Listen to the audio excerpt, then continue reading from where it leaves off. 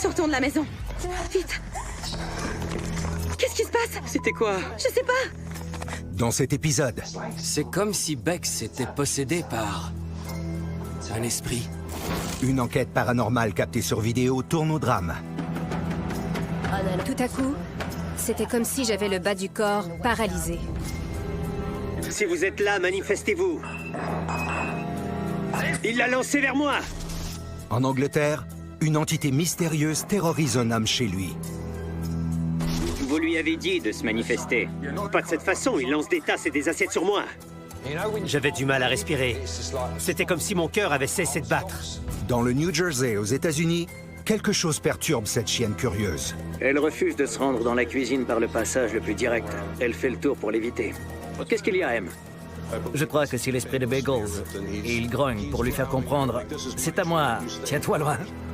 Tatouage prend le contrôle de leur corps. Mais d'abord, que s'est-il passé pour que cette enquêteuse paranormale Où est ma maman? agisse comme une enfant? Je me souviens que j'étais vraiment terrifiée.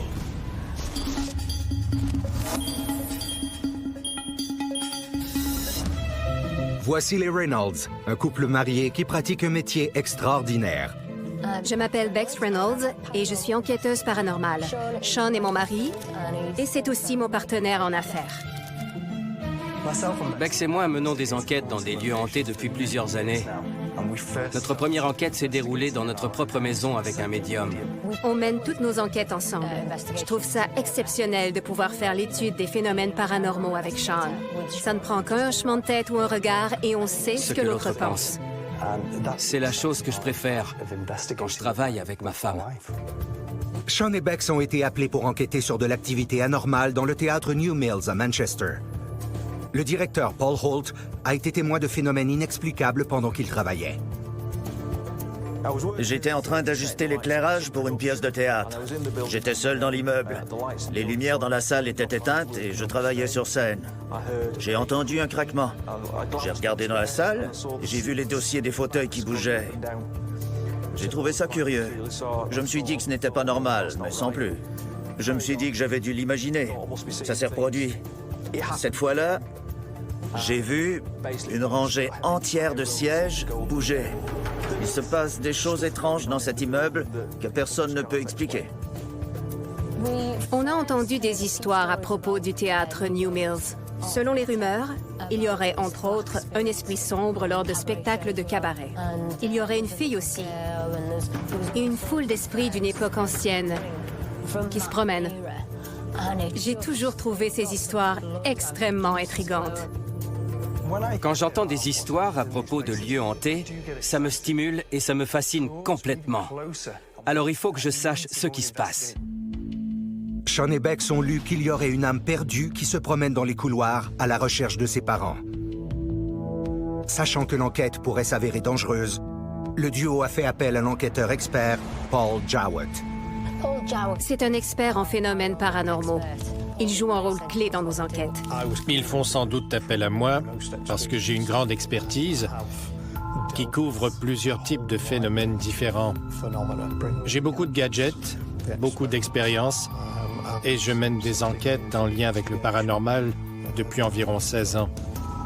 Même si ces trois intervenants intrépides cumulent plus de 34 ans d'expérience au total, rien n'aurait pu les préparer à ce qui allait se produire. Quand je suis entrée dans la loge des femmes, j'ai tout de suite senti une certaine pesanteur sur mes épaules. J'ai compris qu'il se passait quelque chose. On est allé dans cette salle avec de l'équipement, dont un Novilus. En montant l'escalier, ça affichait « Envoyé ». Vous nous avez envoyé ici? Un Novilus est un outil électronique que les enquêteurs paranormaux utilisent pour communiquer avec les morts. Il détecte les petites fluctuations du champ électromagnétique et traduit ces changements en mots. En théorie, les morts peuvent communiquer avec les vivants grâce à Novilus. Vous nous avez piégés? Pourquoi tu me regardes comme ça? J'ai une sensation étrange. On apporte des objets déclencheurs sur les sites de nos enquêtes. Un des objets qu'on a apporté au théâtre, sachant qu'un fantôme enfant y aurait été aperçu, était une poupée. Je me demande si la fille est ici. Il y a une poupée. Tu peux jouer à la poupée? La poupée qu'on a placée dans la pièce est un objet qu'on apporte souvent avec nous. Elle a été conçue pour attirer les esprits. Utiliser une poupée afin de communiquer avec l'esprit d'un enfant, c'est excellent. Je ferai la même chose. J'ai mal aux côtes.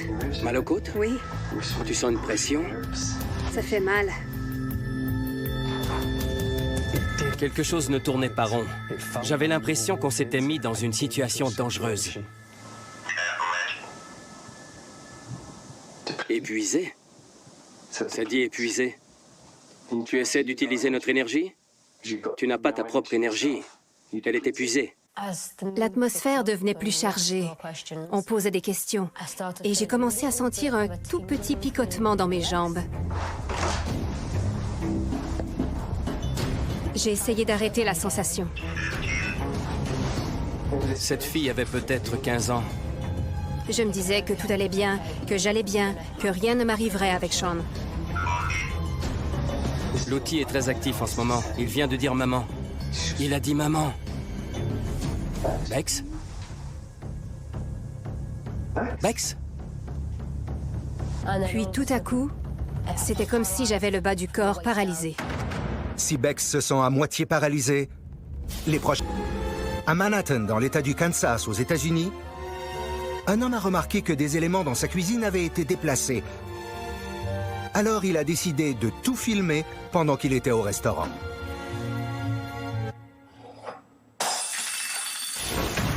Dans les images, on voit l'armoire s'ouvrir soudainement. Et un verre qui tombe par terre et se casse.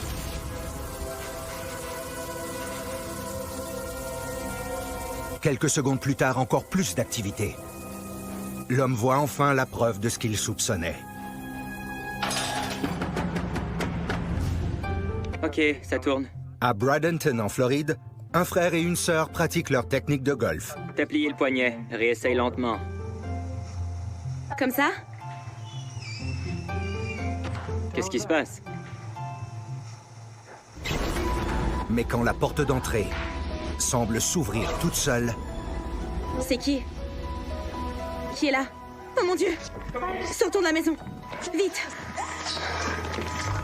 Qu'est-ce qui se passe? et qu'une chaise semble s'animer, Oh mon Dieu! Sortons de la maison! Vite!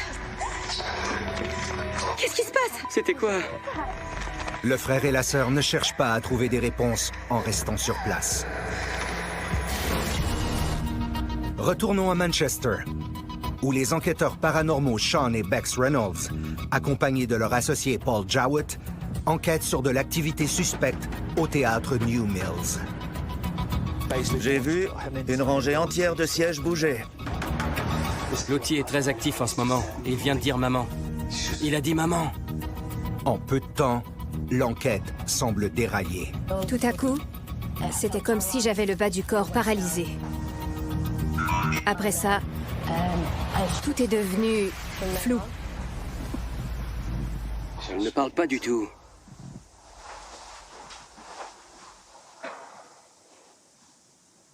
Je n'y comprenais rien. J'avoue que ça m'a effrayé. Je m'inquiétais pour Bex. Bex? Je me souviens seulement de ce que je ressentais. Je me souviens que j'étais vraiment terrifiée. C'est comme si Bex était possédée par un esprit. Il y a possession quand un esprit entre dans le corps d'une personne et en prend le contrôle. L'esprit s'en sert pour parler et il utilise le corps physique, y compris son apparence. Historiquement, beaucoup d'états qu'on définit aujourd'hui comme des problèmes neurologiques ou psychiatriques étaient perçus comme des possessions. Je pense notamment au syndrome de Gilles de la Tourette, certaines sortes de schizophrénie, l'épilepsie et ainsi de suite. Es-tu la fille qui essaie de nous parler avec cet outil? Est-ce bien toi? J'étais terrifiée par ces gens qui me posaient des questions. Je ne comprenais pas ce qu'ils me disaient. J'étais confuse. Tout s'est embrouillé dans ma tête. Ça va? Maman? Maman?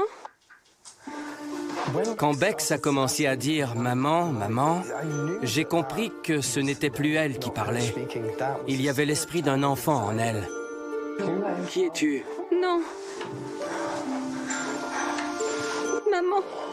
Je sentais sa crainte. Et elle ne provenait pas que de l'esprit. Bex avait probablement peur aussi. Elle était peut-être terrifiée. Et en tant que conjoint, c'était mon devoir de la protéger. Je me suis mis à crier « Va-t'en » à l'esprit. « Sors tout de suite de ce corps !»« Laisse-la tranquille !» Quand Bex était possédée, elle ne voyait pas ce qui se passait. Elle ne sentait pas ce qui se passait. Mais c'était évident que quelque chose lui était arrivé. Qu'est-ce qui se passe? On n'avait jamais vu une possession physique comme celle-là. Elle était terrifiée. Elle savait qu'elle ne devrait pas être là. Ça suffit, c'est assez. Maman.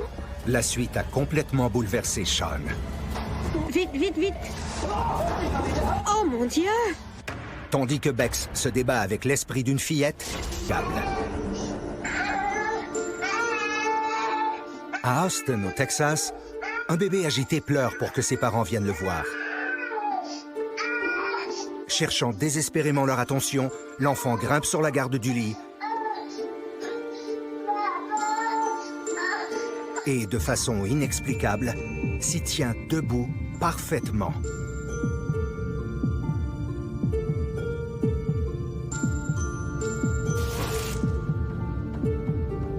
Et ce pendant plus de 20 secondes.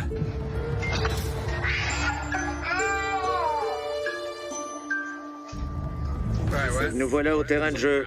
Mais les enfants ne veulent plus y aller. Regardez pourquoi. Cette famille s'est rendue dans un parc du Rhode Island pour y passer la journée. Personne n'est là. Ça dure depuis 2 minutes environ. Il n'y a pas de vent. Et la balançoire se balance seule. Oh mon Dieu, elle balance plus vite!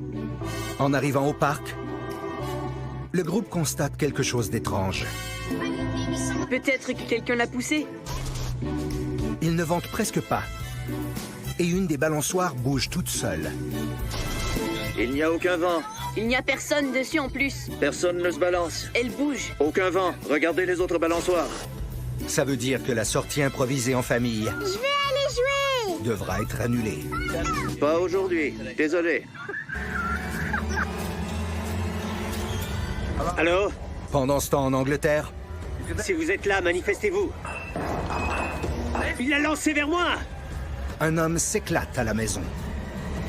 J'avais du mal à respirer. C'était comme si mon cœur avait cessé de battre.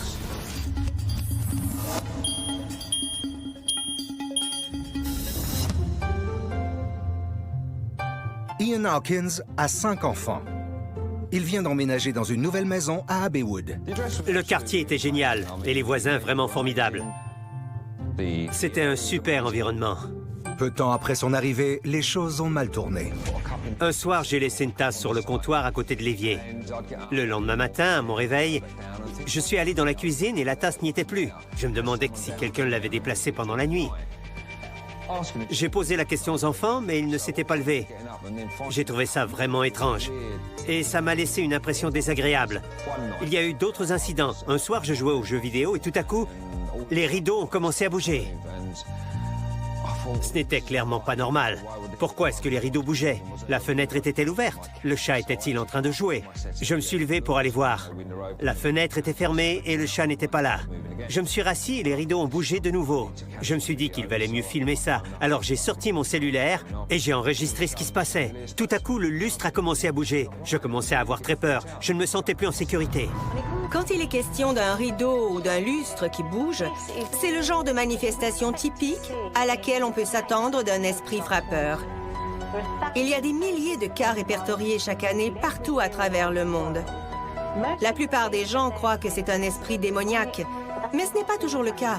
Même si c'est effrayant, c'est très rare qu'un fantôme ou un esprit fasse du mal à un vivant. L'exception à la règle, ce sont les esprits frappeurs. J'avais l'impression de devenir fou.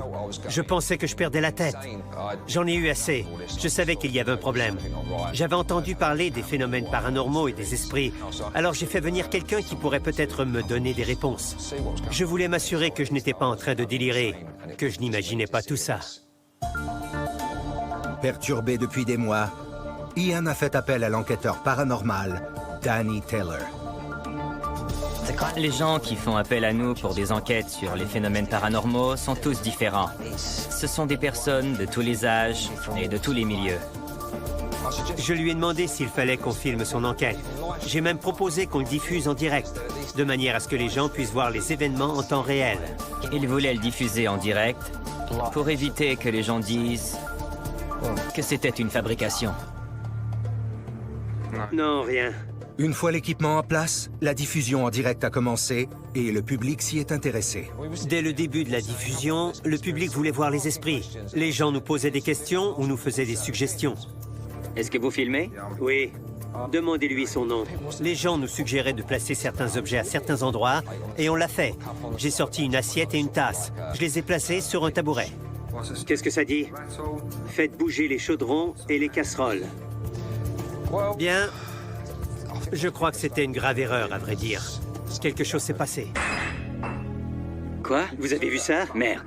À Kent, en Angleterre, Je ne rigole pas. Je pars, je m'en vais. Ian, qui travaille pour un organisme de bienfaisance, et l'enquêteur paranormal Danny tentent de communiquer avec un esprit qui semble malfaisant. Ah, ouais. La tasse a été projetée vers moi. Je n'aurais pas dû la mettre là. Ça m'a vraiment terrifié. Je pars, je m'en vais. Il a lancé la tasse vers moi, vous avez vu? Le mot Walter s'est affiché. Ça veut dire quoi?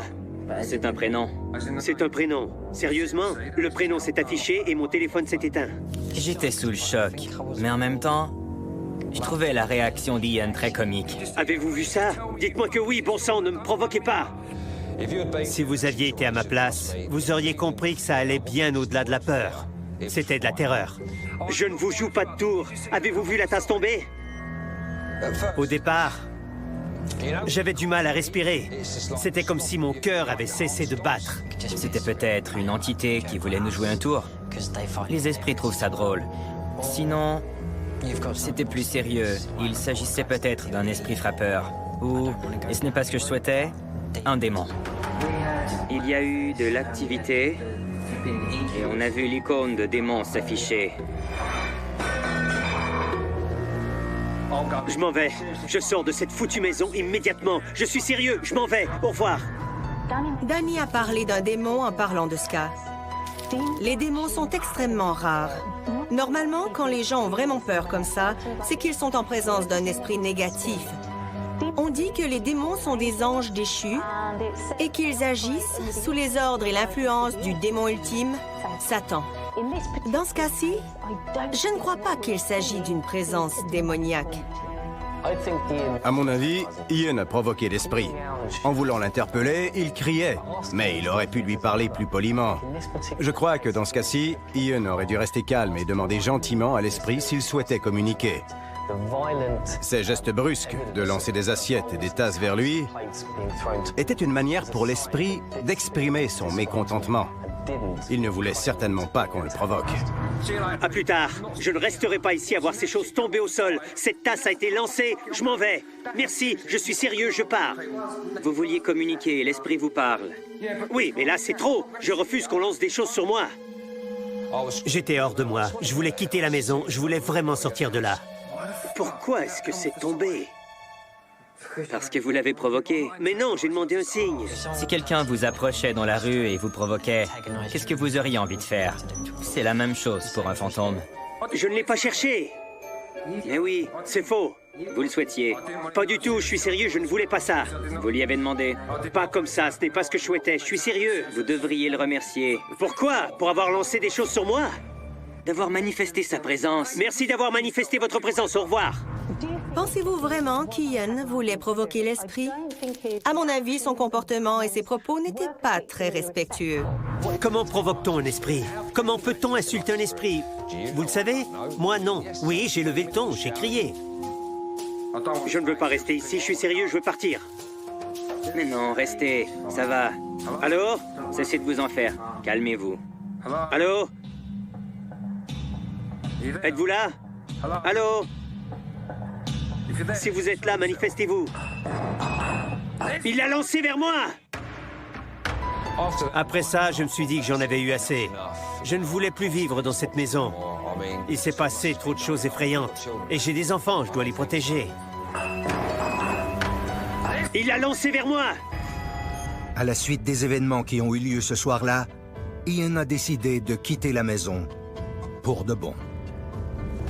Ce qui s'est passé ce soir-là, Complètement inexplicable. Je ne croyais pas vraiment à ce genre de choses avant, mais depuis que j'ai vécu cette expérience, j'y crois et j'y croirai encore très longtemps. Passons d'un esprit frappeur qui lance de la vaisselle à un homme mystérieusement magnétique qui vous fera crier « Incroyable ». De la Pologne, voici Miroslav Magola. Je me demande combien vaut ce nom au Scrabble. Il a l'inexplicable habileté du, vous l'aurez deviné, magnétisme. C'est très pratique pour faire de l'aérobie magnétique, pour ne jamais perdre ses clés et pour se donner une bonne main d'applaudissements métallique.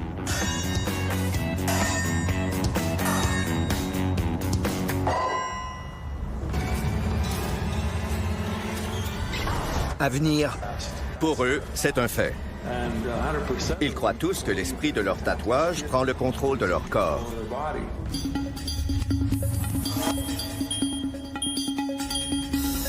Je m'appelle Daryl Nibberding et je suis Canadien. Je suis installé en Thaïlande depuis ma retraite. Daryl est allé vivre en Thaïlande en 2015 pour s'éloigner des hivers canadiens rigoureux. Il a choisi de rester et y a rencontré sa femme. En Thaïlande, la religion et la spiritualité sont très importantes. Les gens sont superstitieux. Ils croient à la chance et ils croient aux esprits protecteurs. Mon épouse est bouddhiste et elle voulait me faire découvrir sa culture en Thaïlande. Elle m'a donc emmené à un festival. Bambou, au bout de laquelle se trouve une aiguille. L'encre est faite d'ingrédients spéciaux comme du charbon et du venin de serpent. Quand on se fait tatouer, on doit respecter plusieurs consignes. Certains aliments sont interdits. On ne peut pas boire d'alcool. Il ne faut pas marcher sous un poteau qui soutient un bananier. Il y a des centaines de petites règles comme ça. À mesure que le tatoué avance dans la vie, on dit que le pouvoir du tatouage s'épuise. Et c'est à ce festival Sakyant que je tenais ma caméra et j'ai tout filmé. Je ne savais pas à quoi m'attendre. C'était complètement... Tout porte à croire, dans ce cas-ci, que les participants font preuve d'un comportement appris. Ils ont vu d'autres personnes agir comme ça, ils ont appris les règles et le font eux-mêmes par la suite. Ce qu'on peut percevoir comme une possession est perçu dans ce contexte comme une bonne chose. C'est de bon augure. Tout le monde connaît son rôle. Le public joue un rôle, les bénévoles jouent un rôle. Les gens qui semblent posséder savent quoi faire. C'est un rituel qui vise à renforcer les croyances traditionnelles d'un groupe spécifique. Il y a des tatouages de nombreux animaux, comme le cerf. Ceux qui ont l'esprit d'un oiseau volent en quelque sorte au-dessus de la foule. Ils n'ont pas tendance à foncer dans le public comme le tigre. Je ne sais pas si je crois que ces gens sont réellement possédés. Peuvent-ils arrêter s'ils le veulent? Peut-être bien, oui. Est-ce que je crois qu'ils sont vraiment possédés? Non. Mais d'après ce que j'ai vu, ça vaudrait certainement la peine d'étudier ces pratiques de plus près. Avenir.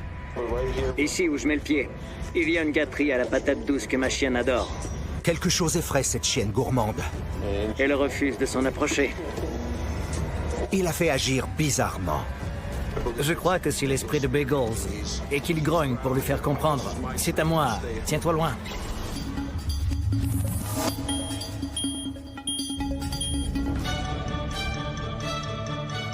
Je m'appelle Chuck Lehman. Je viens du canton de Monroe, dans l'État du New Jersey, sur la côte est des États-Unis. C'est une belle petite ville fondée dans les années 1700 ou 1800, je crois. L'histoire de ce lieu est riche. J'ai une super famille, tout le monde se porte bien. Je suis marié et on a eu un chien Beagle qui s'appelait Bagels. Un an après avoir adopté ce chien, on en a adopté un autre qu'on a appelé Emily. Dès qu'on l'a eue, elle s'est sentie chez elle. Elle sautait de joie quand on rentrait à la maison. Elle nous léchait et aboyait sans arrêt. Elle aime beaucoup les gens. Emily et Bagels s'entendaient vraiment bien. On les a eus ensemble près d'un an. Puis Bagels a eu un cancer et son état s'est vite détérioré. On a dû le faire euthanasier. Évidemment, Ça a été une dure épreuve pour tout le monde à ce moment-là. Tout a commencé peut-être 2 ou 3 nuits après le décès de Bagels. Emily dormait et quand elle dort, on lui enlève son collier, car la médaille fait du bruit. Bagels, lui, dormait toujours avec son collier. Donc, quelques nuits après son décès, on pouvait entendre le son d'une médaille sur un collier dans le couloir, au point où on devait se lever pour aller vérifier si on n'avait pas oublié d'enlever celui d'Emily. On pensait qu'elle se promenait dans la maison, mais non, elle dormait. Chuck et sa famille ont entendu le collier de Bagels faire du bruit pendant la nuit. Ça les a réveillés. C'est peut-être un signe d'énergie résiduelle, comme un écho du passé en quelque sorte. L'esprit de Bagels est encore là, son énergie demeure. Et le son de ce collier accompagnait le chien tout le temps quand il était en vie. Ce genre d'hallucination qu'on peut avoir quand on vit un deuil est très fréquent.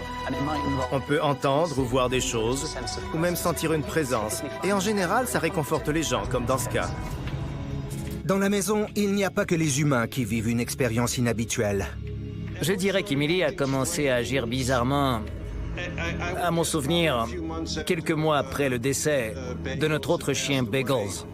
Ici, là où je mets le pied, il y a une gâterie à la patate douce que ma chienne adore. Elle ne veut pas s'en approcher. Souvent, quand elle venait dans la cuisine, on lui mettait une gâterie ou un bout de nourriture par terre et elle s'empressait d'aller le manger, mais tout à coup, elle ne voulait pas s'en approcher. Elle baissait les oreilles et cachait sa queue entre ses pattes. Elle semblait nerveuse. Parfois, elle s'assoyait sous le cadre de porte et refusait d'aller dans la cuisine. Ses pattes tremblaient, comme si elle avait peur de quelque chose. Qu'est-ce qu'il y a? Qu'est-ce que tu as, Em? Vas-y! Il y avait manifestement quelque chose qui l'en empêchait. Même si Emily veut visiblement manger la gâterie, quelque chose semble l'empêcher de se jeter dessus. J'ai commencé par me dire que c'était une réaction naturelle. J'ai vérifié s'il y avait des fluctuations dans le champ électromagnétique, s'il y avait des reflets étranges, et si l'heure avait un impact sur son comportement. Peut-être qu'une ombre lui faisait peur, mais sa réaction était la même peu importe l'heure ou la température. Après avoir épuisé les explications logiques, Chuck s'est demandé si un phénomène paranormal pouvait en être la cause. Je me demandais si c'était réel. Alors un jour, j'ai décidé d'acheter une caméra numérique et un capteur de fréquences électromagnétiques. Qu'est-ce qu'il y a, Em? Ça n'avait pas de sens. Je ne comprenais pas pourquoi elle s'approchait à ça, de la nourriture. Elle aurait facilement pu la prendre et s'enfuir, mais elle refusait d'y toucher. C'est ta gâterie, Em. Tu veux la manger? En voyant ce comportement étrange, Chuck s'est souvenu qu'il avait déjà vu une scène semblable. Quand on donnait une gâterie à Bagels, Emily essayait toujours de la lui voler. Elle allait tout près de la nourriture, comme elle l'a fait dans la cuisine. Elle s'approchait, sur le point de s'en emparer. Il grognait contre elle et elle s'éloignait. Son comportement est pareil quand elle reste figée comme ça et refuse d'aller chercher la gâterie. Elle fait exactement la même chose. Regarde, Emily, va chercher ta gâterie. Tu essaies de passer sous la table? Je crois que c'est l'esprit de Bagels et qu'il grogne pour lui faire comprendre. C'est à moi, tiens-toi loin. Chuck croit que même si Bagels est décédé, son esprit est encore bien présent dans la maison familiale. Tout le monde sait que les animaux sentent des énergies que l'humain ne sent pas. Pensez aux tsunamis et aux tremblements de terre. Les éléphants et autres animaux vont fuir bien avant que l'événement se produise. Ça a été prouvé que les animaux captent beaucoup plus de choses que les humains. Je trouve ces images fabuleuses parce que je crois que ce que l'on voit, c'est qu'Emily est consciente de la présence de l'esprit de Bagels. Qu'est-ce qu'il y a? Tu sens une présence ou quoi? Je suis absolument persuadé que les animaux peuvent détecter des choses qu'on ne peut pas percevoir avec nos 5 sens. Elle refuse de se rendre dans la cuisine par le passage le plus direct. Elle fait le tour pour l'éviter. Qu'est-ce qu'il y a, Em? Je suis persuadé qu'il existe une vie après la mort. Ça nous réconforte toujours de savoir que lorsqu'un animal de compagnie décède, il ne disparaît pas complètement. Ce qui me chagrine, c'est qu'il soit là, mais qu'on ne puisse pas le voir ni le sentir, et qu'on ne puisse pas le caresser. Ça me rend triste de penser qu'il se promène dans la maison sans recevoir l'attention qu'on lui accordait quand il était en vie. On sait qu'il est encore avec nous. Ce que cette chienne a pu voir demeurera toujours inexpliqué.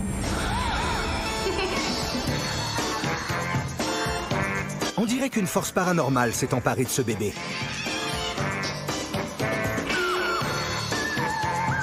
Elle le fait même voler de haut en bas.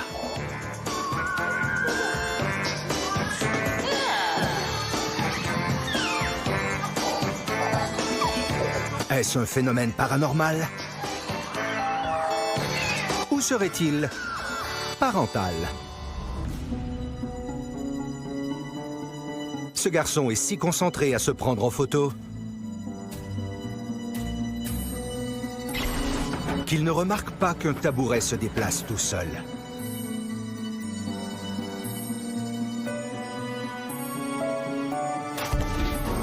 Quelques instants plus tard, les lumières clignotent.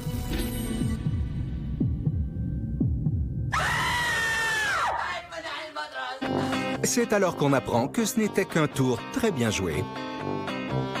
Bravo les gars! Après les joueurs de tour, place aux sorciers. Cet homme a mis la main sur une cape d'invisibilité. Il a dû payer une fortune sur le chemin de traverse. Maintenant qu'il est invisible, on n'aura plus à endurer son bonnet ridicule. Si vous n'avez pas trouvé la dernière vidéo incroyable, celle-ci vous surprendra à coup sûr. Dans le Sichuan en Chine, un homme est filmé alors qu'il fait des tours terrifiants avec une perceuse électrique.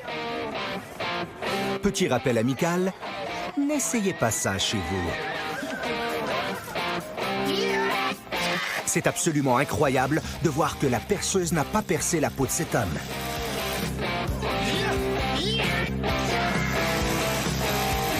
C'est à se demander comment il a bien pu faire pour découvrir qu'il avait un tel talent.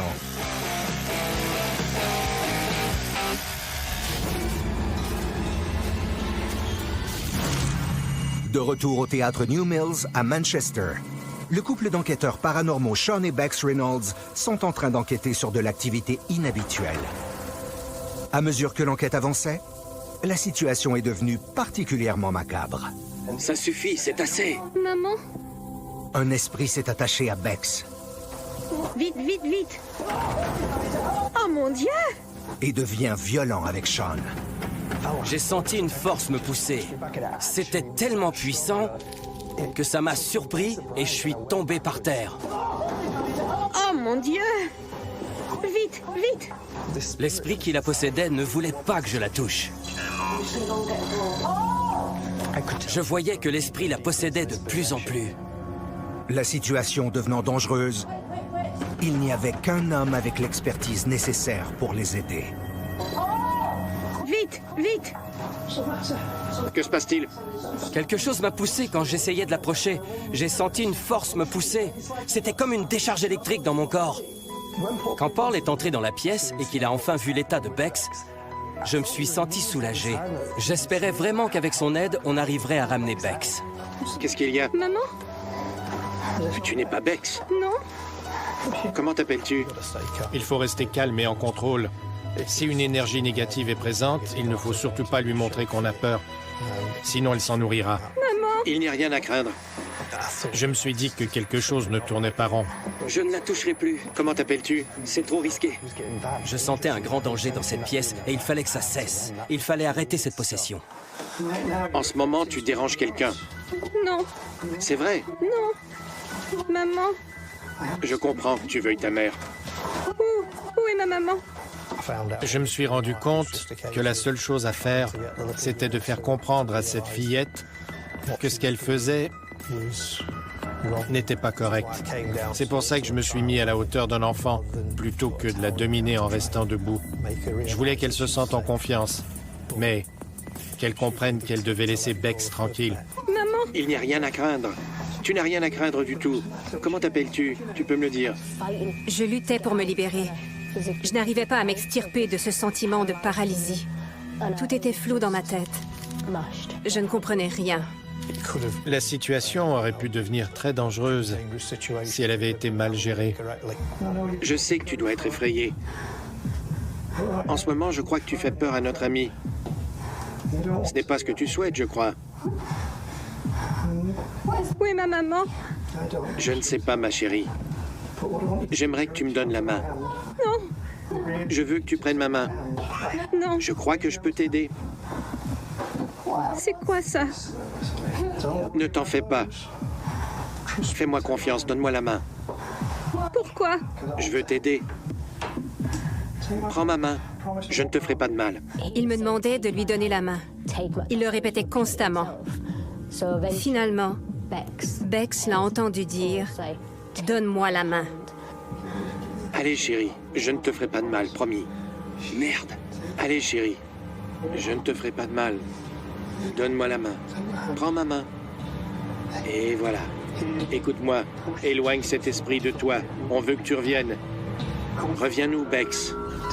Pour sauver quelqu'un d'une possession ou de la canalisation d'un esprit, il faut quelqu'un qui arrive à parler avec cet esprit, qui peut communiquer avec lui. Il faut une personne clairvoyante, un médium, quelqu'un qui peut s'ajuster aux ondes de l'entité. Parfois, on peut même y arriver en communiquant directement avec la personne qui est possédée. Sors cette fille de ton corps. Sors cette fille de ton corps. Reviens-nous. Suis le son de ma voix. Reviens-nous. Reviens, Bex. Ça va aller. Oh, ça va. C'est bien. Je me sentais vraiment faible. C'est tout ce dont je me souviens. Je tremblais de froid aussi. Il fallait que je sorte de là. Est-ce que ça va? Qu'est-ce qui se passe? Je ne sais pas. Il faut que tu sortes d'ici. C'est trop dangereux ici. Est-ce que ça va? Oui. Il se passe des choses bizarres ici. Qu'est-ce qui se passe? Quand Bex est revenu et qu'on a réussi à la sortir de cette possession, toute l'équipe s'est sentie vraiment soulagée. Bex est convaincu de la véracité de ce qui s'est passé ce soir-là au théâtre New Mills. Et cet événement a changé sa façon de voir le monde. Je suis certaine que j'étais possédée ce jour-là par l'esprit de cet enfant. À mon avis, c'est parce que j'étais la figure maternelle du groupe. Maman? Je comprends que tu veuilles ta mère. On a été chanceux de pouvoir capter ce qui s'est passé avec une caméra. Quand on n'a pas vécu ce genre d'événement, c'est impossible de comprendre comment c'est. Reviens-nous. Reviens-nous, Bex. Ça va aller. Oh, ça va. C'est bien. En canalisant cet enfant, je me suis sentie triste. J'avais juste envie de protéger cette fillette. C'était peut-être le réflexe de la mère en moi. Et je crois que je vais porter la sensation que j'ai eue ce jour-là jusqu'à ma mort. Maintenant que les appareils d'enregistrement vidéo font partie de notre quotidien. Ce qui s'est passé ce soir-là est complètement inexplicable. Quand réussirez-vous à votre tour à capter des images de l'inexplicable? Qu'est-ce qui se passe? Oh mon Dieu! Sortons de la maison, vite!